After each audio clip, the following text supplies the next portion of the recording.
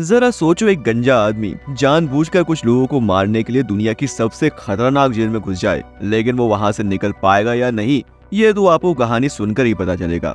कहानी की शुरुआत होती है आर्थर बिशप नाम के एक गंजे आदमी से, जो समुद्र किनारे अपनी बोट पर रहता था।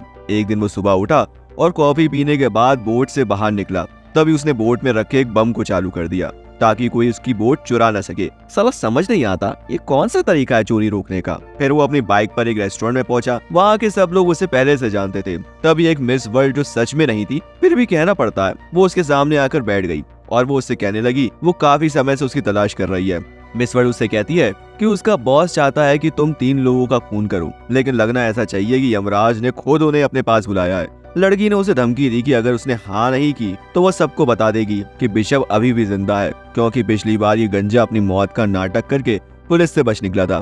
तभी बिशप देखता है कि मिस वर्ल्ड अपने कई सारे बॉडीगार्ड लेकर आई है जो उसे ही देख रहे थे। अचानक उसने अपना फोन निकालकर मिस वर्ल्ड की तस्वीर ले ली। ये देखकर जैसे ही लड़की ने बंदूक निकालने की कोशिश की तो बिशप ने उस पर हमला कर दिया, जिसके बाद लड़की के चुन्नू मुन्नू बॉडीगार्ड भी बिशप पर टूट पड़े। लेकिन बिशप ने एक एक करके सबको धूल चटा दी। फिर बिशप देखता है कि नीचे से और गुंडे उसे पकड़ने आ रहे हैं, इसलिए वो दीवार से कूदकर एक केबल कार में लटक गया। मिस वर्ल्ड ने अपने साथियों के साथ बिशप का पीछा किया और केबल कार में घुस गई। वो बिशप को अंदर ढूंढ रही थी, लेकिन गंजा तो ऊपर था। ये जानकर मिस वर्ल्ड ने छत पर बंदूक चला दी, लेकिन बिशप छत से कूद गया और एक पैराशूट पर जा गिरा। रात को जब वो अपनी बोट पर जाने लगा तो उसने देखा कि 2 लोग पहले से ही वहाँ मौजूद थे। उसने बिना समय गवाए अपना फोन निकाला और अपने एक लौते घर यानी बोट को उड़ा दिया। इसके बाद वो एक कंटेनर वाली जगह में पहुंचा, जहाँ उसने एक डब्बा खोलकर अपना पासपोर्ट और बाकी के कागज जला दिए। फिर हमारा गंजा हीरो थाईलैंड के एक टापू में जाकर एक लड़की से मिलता है जिसे वो पहले से ही जानता था। ये लड़की वहाँ के एक होटल की मालकिन थी। वो उसे कमरे में लेकर गई जहाँ बिशप ने अपने एक खुफिया जगह से बैग निकाला।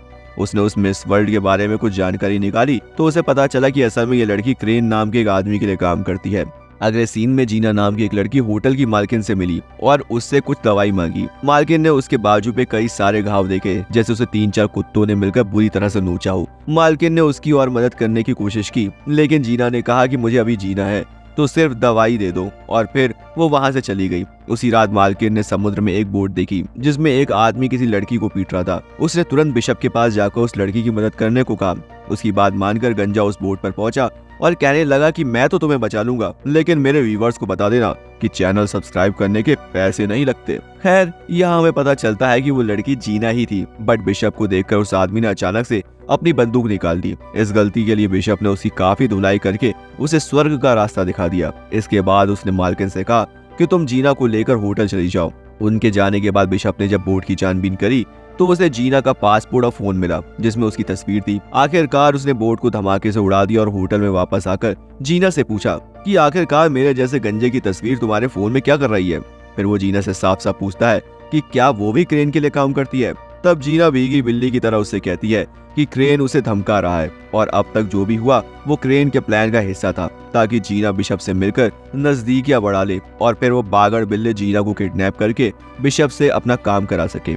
इसके बाद बिशप ने पता लगाया कि जीना अनाथ बच्चों को पालती है जिनकी तस्करी हो रही थी, इसलिए क्रेन जीना को धमका रहा था कि अगर उसने उसकी बात नहीं मानी तो वो उसके बच्चों को मार डालेगा। अगले सुबह बिशप देखता है कि एक बोट टापू की ओर बढ़ रही है जिसमें बहुत से आदमी हैं जो टापू पर नजर रखे हुए थे। ये देखकर बिशप ने जीना से कहा कि देखो, तुम्हें मेरे साथ दोस्ती बढ़ाने का नाटक करना होगा ताकि इनको शक न हो। बिशप ने उसे बताया कि उसे जानकर खुशी हुई कि वो अनाथ बच्चों को पालती है, क्योंकि वो खुद भी एक अनाथ था। बचपन में उसे और क्रेन को एक गैंगस्टर ने खरीदा था। बिशप तो उसके चुंगल से भागने में कामयाब हो गया, लेकिन क्रेन भाग न सका, इसलिए उन्होंने क्रेन को गुनाहगार समझकर उसे सजा दी। तब से क्रेन बिशप से नफरत करता है। खैर, बिशप ने जीना को इस मुसीबत से निकालने के लिए एक प्लान बनाया और निशानी के तौर पर अपनी घड़ी दी। अगले दिन क्रेन के आदमियों ने जीना को किडनैप कर लिया। फिर बिशप ने क्रेन को कॉल करके 2-2 हाथ करने की चुनौती दी। जब वो दोनों मिले तब बिशप उससे कहता है, अबे बागड़ बिल्ले, हमारे बीच की लड़ाई में तूने उस मासूम लड़की को क्यों घसीटा, उसे जाने दे। क्रेन कहने लगा, मैं उसे छोड़ तो दूंगा,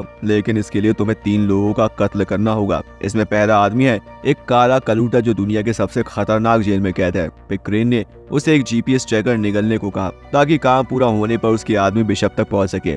जब बिशप ने जीना को जिंदा होने का सबूत मांगा तब क्रेन ने कहा, हर मिशन पूरा करने के बाद तू अपनी छमिया से फोन पर बात कर सकता है और 3 मिशन पूरा हो जाने के बाद मैं तेरी छमिया तुझे लौटा दूंगा। जिसके बाद बिशप ने अपना काम शुरू कर दिया।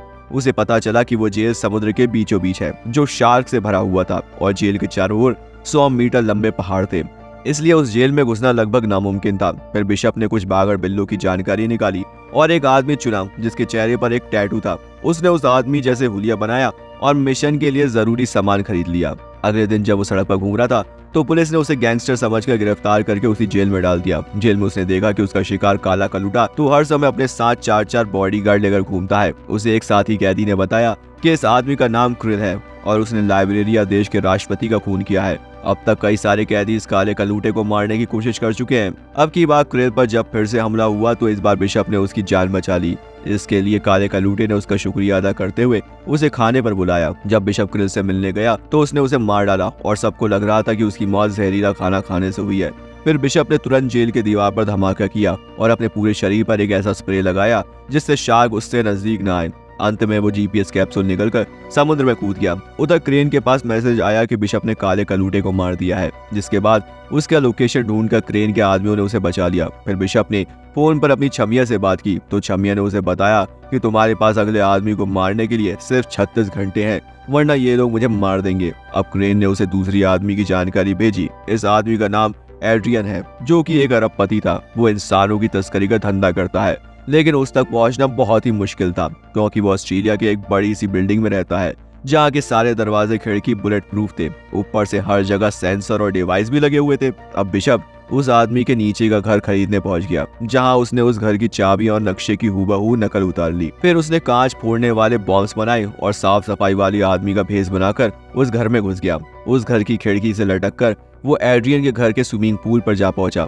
और वहां बॉम्ब्स फिट कर दिए। जैसे ही एड्रियन वहां नहाने आया, बिशप ने धमाका कर दिया और एड्रियन सीधा नीचे गिरकर मारा गया। इसके बाद फिर से उसे उसकी छमिया का कॉल आया, लेकिन अब की बार उसने चालाकी से उसे बोट का नंबर दिखा दिया जिसमें वो कैद थी। फिर बिशप हेलीकॉप्टर से उस बोट तक अपनी छमिया को बचाने पहुंचा और कई गुंडों को मार गिराया, लेकिन अफसोस कुछ देर बाद वो पकड़ा गया। जिसके बाद क्रेन ने उसे आखिरी चेतावनी देते हुए कहा, इस बार तो मैं तुम्हें माफ कर देता हूँ, लेकिन अगली बार ऐसा हुआ तो जीना बेचारी जीना भूल जाएगी और उसकी मौत के जिम्मेदार तुम होगे। अब बिशप का आखिरी मिशन था अमेरिका में मैक्स को मारना। वो एक ऐसी बिल्डिंग में छुपा हुआ था जो पहाड़ के ऊपर बनी हुई थी और वहाँ सबमरीन्स का कारखाना था। इन सबमरीन में बड़ी बड़ी मिसाइल छुपाई गई थी। वहाँ खुफिया तरीके से किसी का भी अंदर आना या अंदर से बाहर जाना नामुमकिन था। जो भी वहाँ घुसने की कोशिश करता वो मौत के मुंह में जा गिरता। बिशप के पास इस काम को अंजाम देने के लिए सिर्फ 48 घंटे का टाइम था। उसे खबर मिली कि मैक्स ने एक हेलीकॉप्टर मंगवाया है, इसलिए उसने हेलीकॉप्टर के नीचे छुपकर मैक्स तक पहुंचने का प्लान बनाया। जब उसकी तरकीब कामयाब रही तब उसने बिल्डिंग के सारे कैमरे जाम कर दिए, जिस वजह से चारों ओर हड़कंप मच गया और गार्ड्स मैक्स को एक खास कमरे में ले जाने लगे। तभी अचानक से बिशप ने लिफ्ट में धमाका कर दिया, लेकिन किसी तरह मैक्स अपने खुफिया कमरे तक पहुंच गया। हालांकि अपना ये गंजा हीरो तो पहले से ही वहां मौजूद था। इसके बाद उसने मैक्स के साथ मिलकर उसे मारने का नाटक किया ताकि क्रेन को चकमा दिया जा सके। उसका प्लान था कि जब क्रेन के आदमी मैक्स की लाश देखने आएंगे तब क्रेन बोट में अकेला होगा और उस समय उसे खत्म करना कोई बड़ी बात नहीं। उन्होंने प्लान के मुताबिक मैक्स की मौत का नाटक किया और जैसे ही वहां धमाका हुआ, बिशप मैक्स को समुद्र से बचाकर एक टापू में ले आया। फिर बिशप ने क्रेन को कॉल करके कहा कि अब तू मेरी छमिया को छोड़ दे, लेकिन क्रेन ने पहले मैक्स की लाश देखने की मांग की। बिशप ने उसे बताया कि लाश उसकी सबमरीन में पड़ी है। उसके बाद क्रेन ने सबमरीन में मैक्स की लाश देखने के लिए अपने आदमी भेजे, लेकिन बिशप ने उनके लिए हर जगह बम लगाकर तैयारी कर रखी थी। जैसे ही उसके आदमी यहाँ पहुंचे, बिशप ने उन्हें गोलियों से भून दिया। इसके बाद बिशप क्रेन की बोट में पहुंचा और बचे हुए गार्ड्स को मार डाला। इसी बीच उसकी छमिया को भी गोली लग गई और मौका मिलता ही क्रेन ने बोट पर लगे बम को भी एक्टिवेट कर दिया। बिशप ने जल्दी से अपनी छमिया को उठाया और उसे एक ऐसे डब्बे में पहुंचा दिया जो धमाका होने से पहले ही बोट से अलग हो गया। इसके बाद बिशप और क्रेन की जबरदस्त लड़ाई शुरू हो गई। उसने क्रेन को जंजीर से बांध दिया और तभी बोट में धमाका हो गया। कुछ समय बाद जीना अपने बच्चों के साथ थी और उसने देखा कि बिशप उसकी आंखों के सामने खड़ा था। दरअसल बिशप बोट के स्टील रूम में छुप गया था, जो इमरजेंसी के वक्त काम आता है। और इसी के साथ यहाँ इस मूवी का एंड होता है। दोस्तों अगर वीडियो अच्छी लगी हो तो प्लीज अपना प्यार दिखाते हुए चैनल को सब्सक्राइब कर लो।